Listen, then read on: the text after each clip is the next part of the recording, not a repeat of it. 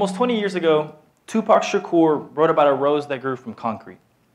He said, "Funny it seems, but by keeping its dream, it learned to breathe fresh air. Long live the rose that grew from concrete when no one else even cared." Although that story is beautiful, the reality is harsh. We never care to wonder what happens to the 10, the 20, the 500, the 1,000 roses that aren't able to grow from concrete, the ones that aren't able to breathe fresh air. Currently, we live in a divided society between the privileged and the marginalized.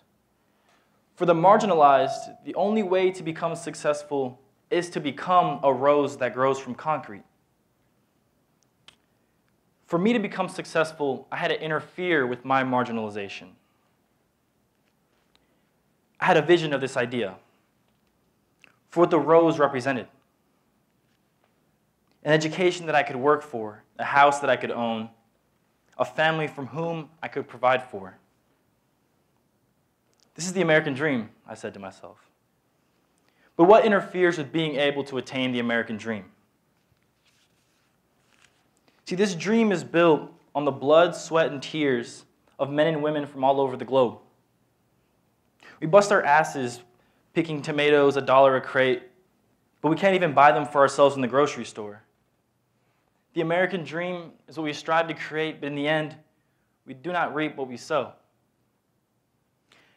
I saw my vision of the rose, but I was still trapped beneath the concrete. So now what?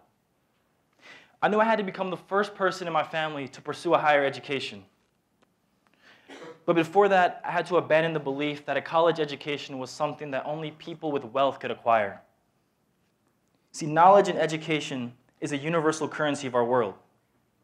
And the most marginalized of people are the poorest, with no medium to acquire such currency. As a young Hispanic man, I never had someone to guide me. I didn't have someone to look up to. What I had instead were plenty of examples of who I did not want to become, of what I didn't want to be. Nobody ever told me that I was sitting on this large sum of wealth, this untapped ability to gain knowledge. And I knew that my college education would become my reality when my teachers implanted the words when, not if, I would graduate from college. But not everyone before me had this opportunity. My grandfather was born in 1935 in the western Mexican state of Jalisco. My earliest memories of him were the best. I would spend my summers in Mexico, but at a young age, I learned that my grandfather was not literate. I remember watching him sign a document with an upside-down T. That was it. I watched the contrast between him and my other grandfather, who had the most extravagant signature I'd ever seen. He was like a Mexican John Hancock, complete with scrolling, extra dots, and necessary dabs of ink. We would imitate and mock his signature, finding a joke in his extravagance. But the contrast between how different men could be, despite their similar origins, was striking. This sparked an interest in understanding how people could not possess an education when supposedly the world was so advanced. Despite his illiteracy, though, my grandfather did understand how to count his bills. He understood how to count his money. But I realized that mi abuelo Polo went his whole life not knowing that the real wealth was embedded within his own mind, in education, something he just wasn't able to attain. But why didn't education matter to him? I asked myself. My grandfather grew up in extreme poverty. While his parents worked, he tended to his younger siblings.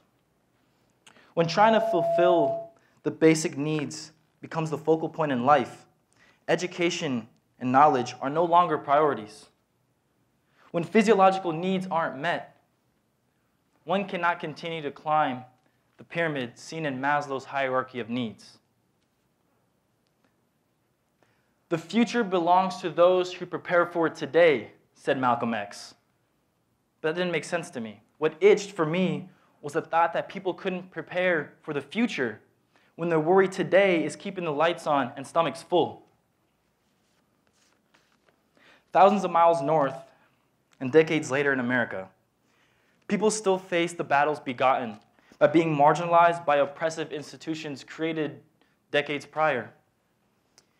Generation after generation, people were blocked from acquiring the currency that could change the path of a family name for generations to come. Our country continues to instill fear into minority communities, to deny them the basic needs and the medium to acquire the currency, whether that be through racial profiling, through the fear of deportation, and incarceration through the prison industrial complex. Though the thing is that this travesty will only fall on America's shoulders. The marginalization of black and brown kids only denies the opportunity to have a diversity of wealth in our nation. And by wealth, I don't mean money. I mean of education, knowledge, and experience. What more could we ask of an individual than to give back to the society from which they originate? In his 2015 album, To Pimp a Butterfly, artist Kendrick Lamar, a disciple of Tupac himself, wrote about a butterfly and the caterpillar. Everyone admires the butterfly and ignores the caterpillar, even though the caterpillar represents the internal struggle of becoming the butterfly. And the butterfly, which represents the talent, the thoughtfulness within the caterpillar. We admire the rose that grew from concrete and the butterfly that hatches from the caterpillar, but we can't forget about the countless other roses that weren't able to breathe the fresh air, or the ones that weren't able to grow from concrete, or the caterpillars who weren't able to grow their wings. We have to admire the struggle, have empathy, and respect it. Thank you.